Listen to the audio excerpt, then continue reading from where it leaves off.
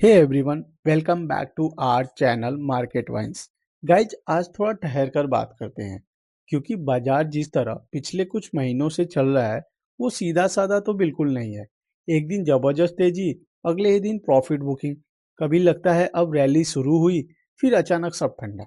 ऐसे में दिमाग में एक ही सवाल घूमता रहता है, क्या दलाल स्ट्रीट सच में करवट लेने वाली है या हम अभी भी उसी खींचतान में फंसे हुए हैं।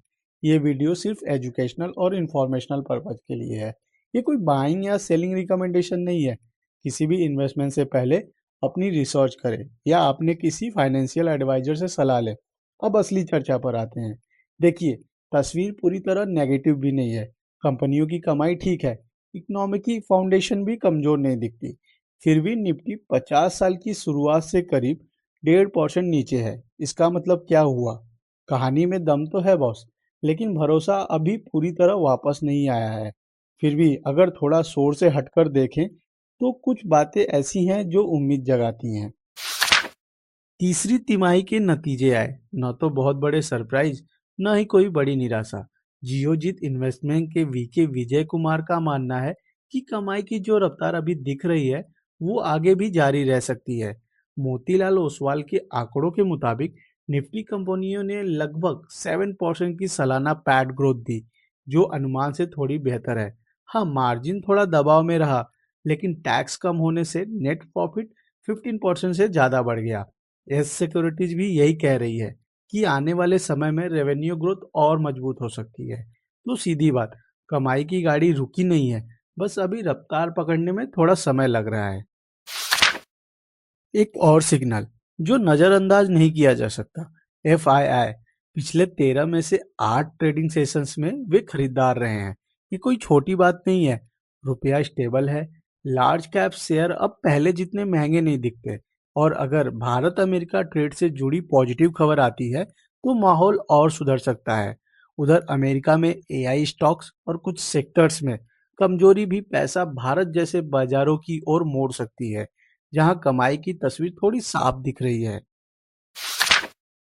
निफ्टी का पीई करीब 22.5 के आसपास है, यानी पिछले 2 साल के औसत के बराबर। लार्ज कैप शेयर्स में अब वो ओवरहिट वाला एहसास नहीं है। मिड और स्मॉल कैप थोड़ा प्रीमियम पर जरूर है, लेकिन हालात बुलबुले जैसे नहीं लगते। टीएल कैपिटल का कहना है कि पिछले 1 साल में वैल्यूएशन में काफी अच्छी करेक्शन आई है। भारत का प्रीमियम अन्य उभरते बाजारों के मुकाबले घटा है। अगर आप लॉन्ग टर्म के नजरिए से देख रहे हैं तो ये समय पूरी तरह गलत भी नहीं लगता। इकोनॉमी सर्वे 2026 के अनुसार FY27 में जीडीपी ग्रोथ 6.8% से 7.2% रहने का अनुमान है। सरकार कैपेक्स पे जोर दे रही है। 12.2 लाख करोड़ रुपए का लक्ष्य, फिजिकल डेफिसिट 4.3% पर रखने की कोशिश। महंगाई भी RBI की तय सीमा के अंदर रहने की उम्मीद है। अगर ये बैलेंस बना रहता है तो धीरे धीरे इसका असर क्रेडिट ग्रोथ और कॉर्पोरेट प्रॉफिट पर दिख सकता है। ये बदलाव तुरंत नहीं आते, लेकिन आते जरूर हैं। पिछले साल सोना और चांदी में शानदार रिटर्न मिले।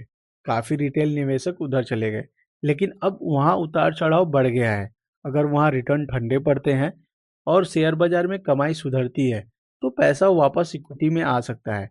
रिटेल फ्लो कई बार ट्रेंड बदल देता है, इसे हल्के में नहीं लेना चाहिए।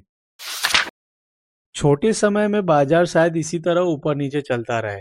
ग्लोबल सिग्नल, डॉलर की चाल और आने वाले नतीजे दिशा तय करेंगे, लेकिन मिड टर्म की तस्वीर उतनी कमजोर नहीं दिखती जितनी रोज की हेडलाइंस बताती है।